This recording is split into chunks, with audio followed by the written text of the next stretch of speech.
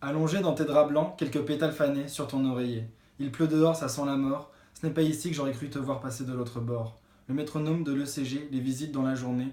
Jamais vu ta vie aussi bien réglée. Tes traits fins font la nique à cette lumière blafarde. Tes assaillants prennent encore le temps de rétablir la vérité. Ta beauté m'a encore provoqué de te rejoindre. Déjà il me tarde.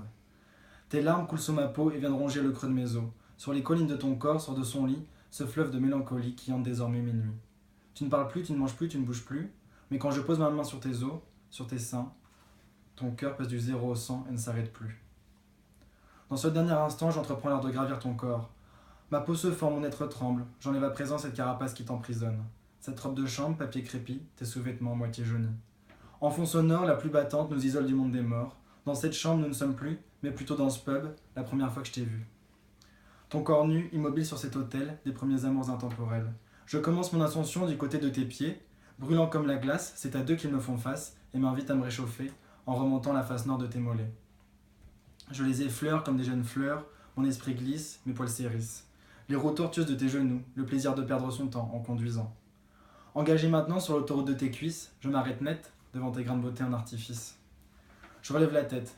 Je sais que tu sais que je sais à quoi je pense. Cette journée de mai où j'ai cartographié ton corps, plus précis que Google Maps, même de tes impasses les plus cachées, je me sors. Plus jamais je ne m'y perdrai, plus jamais je n'y retournerai, mais je sais que tu sais que je sais, que je m'en souviendrai.